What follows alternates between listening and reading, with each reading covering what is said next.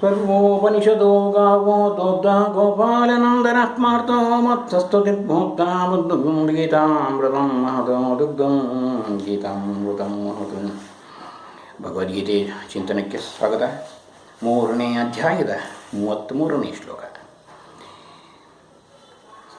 ಸದೃಶಂ ಚೇಷ್ಟತೆ ಸ್ವಾಸ್ಥ್ಯ ಸದೃಶಂ ಚೇಷ್ಟತೆ ಸ್ವಾಸ್ಥ್ಯ ಪ್ರಕೃತೆ ಜ್ಞಾನವಾನಪಿ ಪ್ರಕೃತಿಂ ಯಾಂತಿ ಭೂತಾನಿ ನಿಗ್ರಹ ಕಿಂ ಕರಿಷ್ಯತಿ ಪ್ರಕೃತಿಂ ಯಾಂತಿ ಭೂತಾನಿ ನಿಗ್ರಹ ಕಿಂ ಕರಿಷ್ಯತಿ.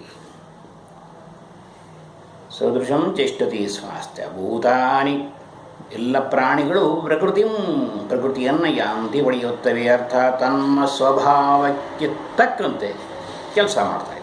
ಪ್ರಕೃತಿಯಲ್ಲಿ ಎಲ್ಲವೂ ತಮ್ಮ ಸ್ವಭಾವಕ್ಕೆ ತಕ್ಕಂತೆ ನಡೀತಿದೆ. ಕಲ್ಲು ಹರಿಸ್ತಾರೆ, ಕೆಳಗೆ ಬೀಳುತ್ತೆ, ಪ್ರಕೃತಿ ನಿಯಮ. ನದಿಯ ನೀರು ಹರಿಯುತ್ತದೆ, ಕೆಳಕ್ಕೆ ಹರಿಯುತ್ತದೆ, ಪ್ರಕೃತಿಯ ಧರ್ಮ. ಗಿಡ ಮರಗಳು ಭಗವಂತ ಪ್ರಕೃತಿ ಧರ್ಮದಂತೆ ಆ ಸಮುದ್ರವನ್ನು ಎತ್ತಿ ಆಕಾಶಕ್ಕೆ ಕೊಂಡೊಯ್ದು ಮಳೆಯಾಗಿ ಕೊಟ್ಟು ಪ್ರಕೃತಿ ಆ ಯಜ್ಞ ಭಾವ ನಡೀತಿದೆ. ಅದೆಲ್ಲ ನೋಡಿದ್ದೇವೆ. ಅದೊಂದು ಯಜ್ಞ, ಪ್ರಕೃತಿಯಲ್ಲಿ ನಡೆಯುವ ಭಗವಂತನ ಸ್ವರೂಪದ ಯಜ್ಞ. ಇಲ್ಲಿ ಪ್ರಕೃತಿಮ್ಯಾಂತಿ ಭೂತಾನಿ, ಇಲ್ಲಿ ಸ್ವಲ್ಪ ಡಿಫ್ರೆಂಟ್ ಆಗುತ್ತೆ. ಜ್ಞಾನಿಯು ಸರ್ವ ನಿಗ್ರಹಂ ಕರಿಷ್ಯತಿ. ಜ್ಞಾನಿಯು ತನ್ನ ಪ್ರಕೃತಿಗಣಕ್ಕನುಸಾರವಾಗಿ ಕ್ರಿಯೆ ಮಾಡ್ತಾನೆ. ಅರ್ಥ ಮಾಡಿಕೊಂಡವನು ಜ್ಞಾನಿ ಆಗ್ತಾನೆ. ಇದರಲ್ಲಿ ಹಠ ಸಲ್ಲದು. ಏನು ಮಾಡೋಕ್ಕಾಗತ್ತೆ ಹಠದಿಂದ? ಈಗ ನನ್ನ ದೇಹದ ಪ್ರಕೃತಿ ಭಗವಂತ ಪ್ರಾಕೃತ ಕರ್ಮವನ್ನು ಕೊಟ್ಟಿದ್ದಾನೆ. ಉಚ್ಛ್ವಾಸ ನಿಚ್ಛ್ವಾಸ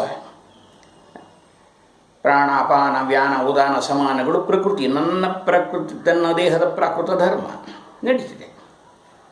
ನಾನು ಅದನ್ನು ಹಾಳು ಮಾಡಿದ್ರೆ, ನನಗೆ ಎಷ್ಟು ತಿನ್ನಬೇಕು, ನಾನು ಎಷ್ಟು ಅರಿಸಿಕೊಳ್ಳಬೇಕು, ಅದು ಅರ್ಥ ಮಾಡಿಕೊಳ್ಳದಿದ್ದರೆ ನಾನು ಅಜ್ಞಾನಿ ಆಗ್ತೇನೆ. ಆವಾಗ ಅದು ನನ್ನ ಪಂಚಪ್ರಾಣಗಳ ವಿಕೋಪ ಪ್ರಾರಂಭ ಆಗುತ್ತೆ.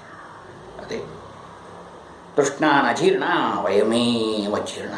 ಆಸೆ ಮುಪ್ಪಾಗಿಲ್ಲ, ನಾವೇ ಮುಪ್ಪಾಗಿಬಿಟ್ಟು. ಭೋಗಾನ ಭೋಕ್ತ ವಯಮೇವ ಭೋಕ್ತ. ಅವನನ್ನು ಭೋಗಿಸಿಲ್ಲ, ನಾವು ಭೋಗಿಸಿಲ್ಲ, ಅವೇ ನಮ್ಮನ್ನು ಭೋಗಿಸ್ತೀವಿ ಕಾಯಿಲೆಗಳ ರೂಪದಲ್ಲಿ. ಬುದ್ಧಿ ಬಂದಿದೆಯಾ ಸ್ವಾಮಿ? ಪ್ರಾಣಿಗಳು, ಒಂದು ನಾಯಿ ನೋಡಿ, ಅದಕ್ಕೆ ಸ್ವಲ್ಪ ಪ್ರಕೃತಿಯನ್ನು ಸ್ವಲ್ಪ ವಿರೋಧವಾಯಿತಾ? ಹುಲ್ಲು ತಿನ್ನುತ್ತೆ, ನೋಡಿದ್ದೀವಿ. ಪ್ರಾಣಿಗಳು ತಮ್ಮ ಆಹಾರ ಮುಗಿತಾ ಪಕ್ಕದಲ್ಲಿ ಜಿಂಕೆ ಓಡಾಡ್ತಿದ್ರೂ ಆ ಹುಲಿ ಅದನ್ನೇನು ಮಾಡಲ್ಲ. ಅವಕ್ಕೆ ಗೊತ್ತು ಇದು ಹೊಟ್ಟೆ ತುಂಬಿದೆ. ಆದರೆ ಮನುಷ್ಯ ಬಿಬೇರೋ ಇವನ ಪ್ರಕೃತಿಯನ್ನೇ ಕಬಳಿಸ್ಬಿಡ್ತಾನೆ. ನೋಡಿ, ಮಳೆ ಇಲ್ಲ, ಗುಂಡಾರಣ್ಯ ಯಾವುದು? ಕರ್ನಾಟಕದಲ್ಲಿ ದೊಡ್ಡ ಗುಂಡಾರಣ್ಯ, ಕುದುರೆ ಮುಖ, ಕೆತ್ತಿ ತೆಗೆದ ಬಂಡೆಗಳನ್ನು ಬೆಟ್ಟಗಳನ್ನು ಪುಡಿ ಮಾಡಿ ಸ್ಲರ್ ಮಾಡಿ ಮಾರ್ಬಿಟ್ಟ. ಅದಕ್ಕೆ ಕಟ್ಟಲಾಗಿದ್ದ ಡ್ಯಾಮ್ ವಾಣಿ ವಿಲಾಸ ಸಾಗರ ಬರಿದಾಗಿ ನಿಂತ್ಕೊಂಡು. ಪ್ರಕೃತಿ ನಾಶ, ಮಳೆ ನಾಶ. ಇದು ಸ್ವಾಮಿ ಕರ್ಮ, ಇದು ಯಜ್ಞಭಾವ. ಮನುಷ್ಯ ಮಾಡಬೇಕಾದ ಈ ಪ್ರಕೃತಿಯ ಯಜ್ಞಗಳನ್ನು ಮಾಡ್ತಾ ಇದ್ದರೆ ಪ್ರಕೃತಿ ತನ್ನ ಗುಣವಾಗಿ ಆ ಮಳೆ ಬೆಳೆಯೆಲ್ಲ ಕೊಡ್ತಾ ಇರುತ್ತೆ. ಇಲ್ಲಿ ಇದನ್ನು ತಿಳ್ಕೊಂಡ್ರೆ ಜ್ಞಾನಿ ಆಗ್ತಾನೆ, ಇಲ್ದಿದ್ರೆ ಅಜ್ಞಾನಿ ಆಗ್ತಾನೆ. ಅದನ್ನು ಇಂಡೈರೆಕ್ಟಾಗಿ ಹೇಳ್ತಾನೆ. ಪ್ರಕೃತಿ ಅರ್ಥ ಮನುಷ್ಯನ ಪ್ರಕೃತಿ, ನನ್ನ ಪ್ರಕೃತಿ ಇಂದಿನ ಜನ್ಮದ್ದಲ್ಲ, ಸಹಸ್ರಾರು ಜನ್ಮಗಳ ವಾಸನೆಯಂತೆ ನಡೆಯುತ್ತೆ. ಇಲ್ಲಿ ಒಂದು ಸ್ಕ್ರೂ ಹಾಕ್ತೀವಿ ಒಂದು ಇದಕ್ಕೆ, ಆ ಸ್ಕ್ರೂ ಡ್ರಿಲ್ ಮಾಡಬೇಕಾದ್ರೆ ತೆಗಿಬೇಕಾದ್ರೆ ಎಳೆದ್ರೆ ಬರುತ್ತಾ? ಬರೋದಿಲ್ಲ. ಯಾಕೆಂದರೆ ಅದು ಕರ್ವಾಗಿ ಹೋಗಿದೆ, ಸ್ಕ್ರೂ ಕರ್ವಾಗಿ. ಆ ಪ್ರಕೃತಿಗಳಿಗಾಗಿ ಅದನ್ನು ತೆಗಿಬೇಕು, ಮತ್ತೆ ರಿವರ್ಸಾಗಿ ತೆಗಿಬೇಕು. ಹಾಗೆ ಒಂದು ಮಳೆನೇ ಆಗಿರುವಾಗ, ಕಬ್ಬಿಣದ ಮಳೆ, ಈ ಭಗವಂತ ಕೊಡುವ ಮಳೆ, ಅದು ಇನ್ನೆಂತಹ ಪ್ರಕೃತಿಯನ್ನು ಅನುಭವಿಸಿರಬೇಕು. ಹಾಗೆ ಎಲ್ಲವೂ ತನ್ನ ಪ್ರಕೃತಿ ಗುಣವಾಗಿದೆ. ಕಬ್ಬಿಣದ ಮಳೆಗೆ ತನ್ನದೇ ಒಂದು ಸ್ಕ್ರೂಗೆ ಪ್ರಕೃತಿ ಇದೆ, ಅದೇ ರೀತಿ ತೆಗೆಯಬೇಕು.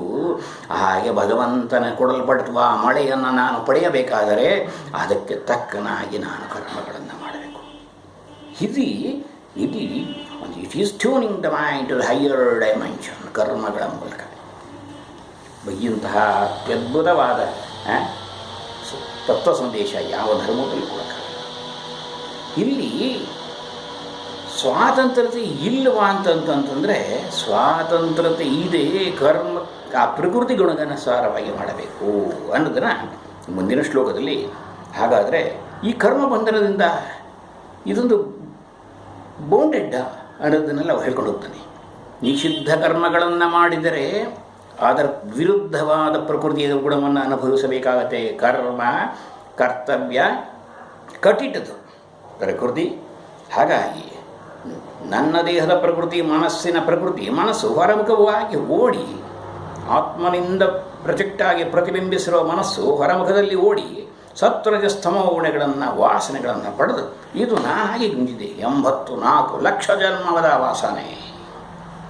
ಹಾಗಾಗಿ ಶ್ರೇಷ್ಠವಾದ ಚಿಂತಕರು 5,000 ವರ್ಷದ ಹಿಂದೆ ಕೊಡಲ್ಪಟ್ಟ ಜ್ಞಾನ ಇದು ಜಪ ತಪ ಹೋಮ ಹವನಾದಿಗಳು ಸಮಾಜ ಕಾರ್ಯ ಸತ್ಕಾರ್ಯಗಳು ಮಾಡಿ ತೀರಬೇಕು. ಇದು 5,000 ವರ್ಷದ ಹಿಂದೆ. 5,000 ವರ್ಷದ ಹಿಂದೆ ಜಗತ್ತಿನಲ್ಲಿ ಯಾವ ಸಿವಿಲೈಸೇಷನ್ಲಿ ಏನು ಹೇಳಿದ್ದಾರೆ ಗೊತ್ತಿಲ್ಲ. ಅಂತ ಈ 49 ಸಿವಿಲೈಸೇಷನ್ ನಾಗರಿಕತೆಗಳಲ್ಲಿ ಉಳಿದಿರುವುದು ಭಾರತೀಯ ಸನಾತನ ಧರ್ಮ ಮಾತ್ರ. ಗೌರ್ಮೆಂಟು ವಿಧಿಸಿದೆ ಪ್ರೈವೇಟ್ ಕಂಪನಿಗಳಿಗೆ ನೀವು ದಾನ ಮಾಡಲೇಬೇಕು, ಚಾರಿಟಿ ಕೊಡಲೇಬೇಕು ಅಂತ. ಅದೇನು ಮಾಡ್ತಾರೋ ಅವ್ರ ಕಂಪ್ನಿಗಳಿಗೆ ಕೊಟ್ಕೊಂಡು ಬುಕ್ ಅಡ್ಜಸ್ಟ್ಮೆಂಟ್ ಮಾಡ್ತಾರೋ ಏನೋ. ಯಾಕೆಂದರೆ ತಲುಪಿದ್ದಂತೂ ನಾವು ನೋಡಿಲ್ಲ. ಕೊಟ್ಟಿದ್ದರೆ ದೊಡ್ಡ ದೊಡ್ಡ ಸೀನಿಯರ್ ಸಿಟಿಸನ್ನು ಅವಕ್ಕೆಲ್ಲ ಕೊಟ್ಟರೆ ಅವ್ರು ಯಾವುದೋ ಒಂದು ಗುರುತಿಸಿದ ಅನಾಥಾಶ್ರಮ ವೃದ್ಧಾಶ್ರಮ ಅದಕ್ಕೆಲ್ಲ ಕೊಡ್ತಾರೆ. ಇರಲಿ, ಆ ವಿಷಯ ಅವರಿಗೆ ಬಿಟ್ಟಿತ್ತು.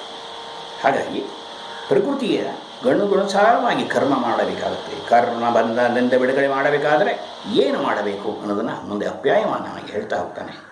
ಇಲ್ಲಿ ಅಮೃತವೆಂದು ಉಪನಿಷತ್ತಲ್ಲಿ ಒಂದು ಬರುತ್ತೆ. ವಿದ್ಯೆ ವೇದಿತವ್ಯೇತು. 2 ವಿದ್ಯೆಗಳು. ಶಬ್ದ ಬ್ರಹ್ಮ ಪರಂಚತತ್. ಶಬ್ದ ಬ್ರಹ್ಮದಿಂದ ಓಂಕಾರದಿಂದ ಸೃಷ್ಟಿಯಾಗಿದೆ. ಇದು ಶಬ್ದ ಬ್ರಹ್ಮದಿಂದ ಸೃಷ್ಟಿಯಾಗಿದೆ. ನಾನು ಆ ಓಂಕಾರವನ್ನೇ ಹಿಡಿದು ಹೋಗಬೇಕು. ಒಂದು ಟ್ರೈನಲ್ಲಿ ಹೇಗೆ ಬಂದರೆ ನಾವು ತಲುಪ್ತೀವಿ ಅದೇ ಟ್ರೈನ್ ಹೋಗಬೇಕು. ಶಬ್ದ ಬ್ರಹ್ಮನೇ ಓಂಕಾರವನ್ನೇ ಹಿಡಿದು ಮನಸ್ಸನ್ನು ಆ ಕರ್ಮದಲ್ಲಿ ನಿಲ್ಲಿಸಬೇಕು. ಏನಾಗಿದೆ, ನಾವು ರಾಮನಾಮ ಹೇಳ್ತೀವಿ, ಬನ್ನಿ ಎಲ್ಲ ದೊಂಬಿ ಕಟ್ಕೊಂಡು ಬನ್ನಿ ಎಲ್ಲ ಕೂತ್ಕೊಂಡೇ ಹೇಳಬೇಕು. ಆಮೇಲೆ ಈ ಕಂಡೀಷನ್ಗಳನ್ನು ಹಾಕೊಂಡಾಗ ಮನುಷ್ಯ ಬಂಧಿತನಾಗ್ತಾನೆ. ಒಳಗೆ ನಡೆಯಬೇಕು. ಸ್ವಾಮಿ ರಾಮದಾಸರು ಸಜ್ಜನಗಳಲ್ಲ ಇದರಲ್ಲಿ ಕನ್ನನ್ಗಾಡು ಅಂತ ಅದೊಂದು ಆಶ್ರಮ ಇದೆ ಸೂರತ್ಕಲ್ ಹತ್ರ. ಹೋಗಬೇಕು ಸ್ವಾಮಿ. ರಾಮ್ ಶ್ರೀರಾಮ್ ಜಯ ರಾಮ್ ಜಯ ಜಯ ರಾಮ್ ಶ್ರೀರಾಮ್ 24 ಗಂಟೆ ನಡೀತಿರುತ್ತೆ. ಯಾತಕ್ಕೆ 4 ದಿವಸ ಅಲ್ಲಿ ಇದ್ದು ಅಂದರೆ ನಮ್ಮ ಮೈಂಡು ಟ್ಯೂನ್ ಆಗುತ್ತೆ. ಅಂಥ ಕಡೆ ಹೋಗಲ್ಲ. ಬನ್ನಿ ಎಲ್ಲ ಸೇರೋಣ, ರಾಮನಾಮ ಹೇಳ, ಊಟ. ಸ್ವಾಮಿ ಮನಸ್ಸು ಒಳಗಡೆ ಹೋಗೋಕ್ಕೆ ಜೊತೆ ಬೇಕಾ ಸ್ವಾಮಿ? ನಿದ್ದೆ ಮಾಡುವುದಕ್ಕೆ ಜೊತೆ ಬೇಕಾ? ಮನಸ್ಸನ್ನು ಅಮನಸ್ಸು ಜಪ ಅಜಪವಾಗಿ ನಿಲ್ಲಿಸಕ್ಕೆ ನನಗೆ ಜೊತೆ ಬೇಕಾ?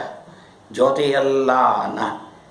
ಹೊರಮುಖದಲ್ಲಿ ಓಡುತ್ತಿರೋ ಪ್ರಕ್ಷುಬ್ಧವಾದ ಮನಸ್ಸನ್ನು ಒಳಗಡೆ ತಗೊಂಡುಕೊಂಡು ಹೋಗುವುದು ಜಪ ತಪ ಹೋಮ ಹವನಾದಿಗಳು. ಜಪ ಶ್ರೀರಾಮ ಜಯ ರಾಮ ಜಯ ಮನಸ್ಸು ಹೋಗ್ತಾ ಸೂಕ್ಷ್ಮಾತಿ ಸೂಕ್ಷ್ಮದ ವೈಬ್ರೇಷನ್ ಶ್ರೀರಾಮ ಓಂ ನಮಃ ಶಿವಾಯ ಓಂ ಓಂ. ಆಗ ತಳಮಳಿಸುತ್ತಿರುವ ಮನಸ್ಸು ಅಮನಸ್ಸಾಗಿ ನಿಂತಾಗ ಸ್ವರೂಪ ಅನುಸಂಧಾನ